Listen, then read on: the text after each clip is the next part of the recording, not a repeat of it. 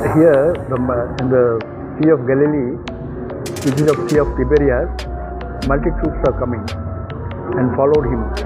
By seeing the wonders and miracles Jesus has performed at the people of deceased. వాళ్ళందరూ కూడా జబ్బులు నయమై పక్షవాతంతో ఉన్న వాళ్ళు లేచి నడవడం, గుడ్డి వాళ్ళు చూడడం, ఇవన్నీ చూసి అనేక మంది, వేల మంది ప్రజలు వచ్చి యేసు ప్రభువుని నమ్ముతూ వెంబడిస్తున్నారు. సో ఆ రోజు యేసు ప్రభు వారు అక్కడ ఉన్నటువంటి పరిచయులు, సద్దుకయ్యులు అలా ఎక్విజేషన్ వ్యతిరేకించే వారిని మనసులో ఉంచుకొని ఉంటుంటే Jesus wouldn't have been go ahead and meet those people. Multitudes followed him and started believing him.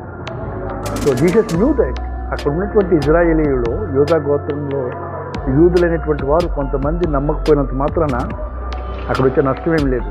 ఎందుకంటే ప్రపంచం అంతా కూడా యేసు ప్రభు వారి కోసం వేచి ఉంది అనే విషయం యేసు ప్రభు వారు గ్రహించారు. ఇంకా అనేక మంది నన్ను నమ్ముకునే వాళ్ళు ముందుకు వస్తారు.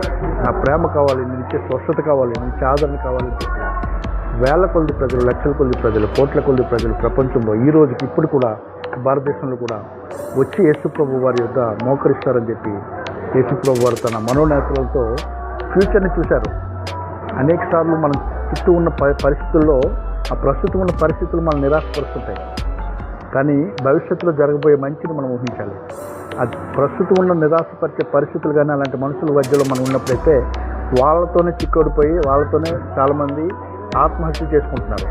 తాగడానికి పాలు ఉన్నాయి, కొబ్బరిబొండ నీళ్ళు ఉన్నాయి, లేదంటే మంచి కాఫీ ఉంది, హార్లిక్స్ ఉంది, ఇవన్నీ మానేసి చాలామంది పురుగులు మంది తాగుతున్నారు. ఎందుకంటే వాళ్ళ చుట్టూ ఉన్నటువంటి కొంతమంది అనుమానపు మనుషుల యొక్క మాటలు వాళ్ళ మనసులో పెట్టుకుంటున్నారు. వాళ్ళ మనసుల్లో ఏముందో వాళ్ళ మానసిక వ్యవస్థల్లోకి వెళ్ళిపోతున్నారు. ఆ వెళ్ళిపోయిన తర్వాత వాళ్ళ మనసులో ఉన్న దురాత్మలు ఈ మనసులోకి వస్తాయి. సో ప్రభువు వారు మనకి జ్ఞానం ఇస్తున్నారు. యేసు ప్రభు వారి నోటి నుంచి వచ్చే ప్రతి మాట కూడా చాలా విలువైంది.